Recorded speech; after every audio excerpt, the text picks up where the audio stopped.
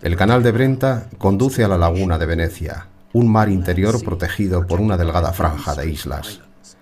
La franja central se llama Lido y se convirtió en un popular centro turístico en el siglo XIX. Cada año el Festival de Cine de Venecia se celebra en esta isla tan particular. Aparentemente está flotando en medio de la laguna y es uno de los grandes atractivos a nivel mundial y una ciudad que realmente se puede llamar única. Venecia.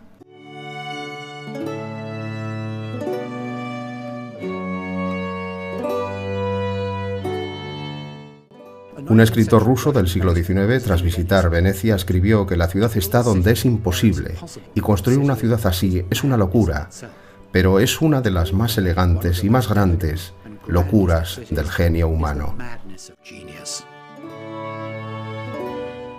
Venecia nació cuando el Imperio Romano se hundió en el siglo V y los bárbaros lo invadieron. La gente buscó la seguridad de la laguna y se comenzó a construir casas de madera sobre pilares. Y a partir de ahí se expandió, dando lugar a la Venecia que hoy conocemos. Cada edificio se construyó sobre pilares hundidos en el barro de la laguna. Durante siglos el corazón de la vida social y política de la ciudad era la Piazza San Marco, donde fue construida la Basílica de San Marcos en el siglo IX para albergar el cuerpo de San Marcos. Con vistas a la plaza de San Marcos está el campanario o Torre del Campanario, que fue construida en 1514, pero se derrumbó y posteriormente fue reconstruida en el mismo lugar y estilo. En tiempos pasados, la autoridad suprema en Venecia vivía en el Palacio Ducal, y allí precisamente se construyó al final del siglo XIV. Más adelante se necesitaba más espacio para las cárceles, y para acceder fue necesario la construcción de un puente que conectaba el palacio con la prisión. Fue bautizado como el Puente de los Suspiros, supuestamente por los prisioneros que suspiraban ante la última vista de la hermosa ciudad.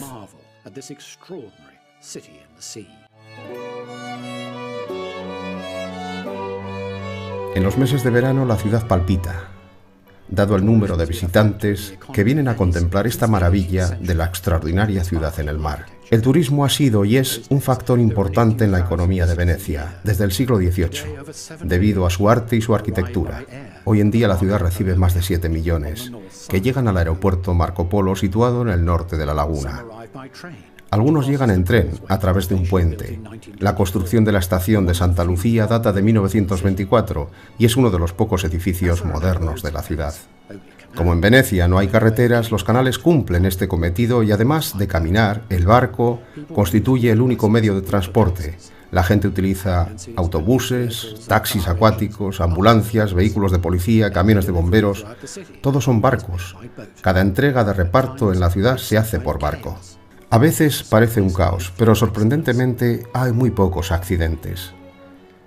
Entre todos estos barcos, el más famoso sin duda es la góndola y por supuesto el gondolero. Ya en el siglo XVII había alrededor de 10.000, hoy en día quedan poco más de 400, y para cada gondolero es tan importante el conocer la historia de la ciudad como manejar la góndola en los espacios reducidos de los canales.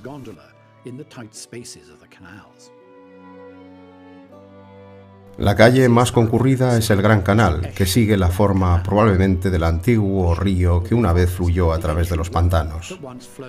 A los bordes del canal, de 4 kilómetros de longitud, hay más de 170 edificios. La mayoría datan de entre los siglos XIII y XVIII. La mayoría de estas construcciones querían mostrar el poder de los propietarios en riquezas y estatus. Construir estos edificios costaba una fortuna.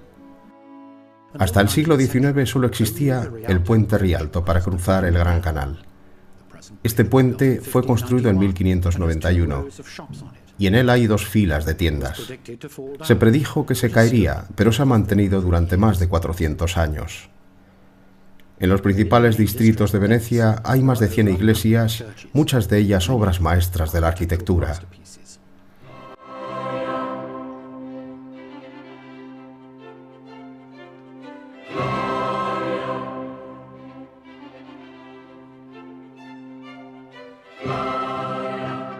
Una de las más importantes es la iglesia de San Giorgio Maggiore, en una pequeña isla frente a San Marcos.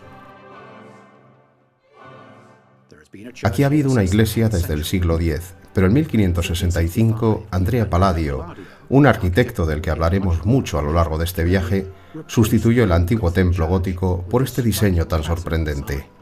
La primera piedra fue colocada en presencia del Papa. El campanario se cayó en 1774 y se reconstruyó en un estilo similar al de la Piazza San Marco. Desde ahí se puede contemplar una maravillosa vista de la ciudad. Venecia se convirtió en rica y poderosa debido al comercio y necesitaba buques mercantes y de guerra para protegerlos, dado que la ciudad atraía al enemigo. El arsenal de Venecia existía a principios del siglo XIII y podría haber existido incluso antes, hasta bien entrado el siglo XVIII. Este fue el mayor complejo industrial en la construcción de barcos europeos en casi como una línea de montaje. En 1450, más de 3.000 barcos venecianos navegaban bien como buques de suministro, bien como buques de guerra. Esto permitió tener a Venecia la mayor potencia comercial del mundo europeo nunca antes conocida. Este poder finalizó cuando Napoleón conquistó la isla en 1797.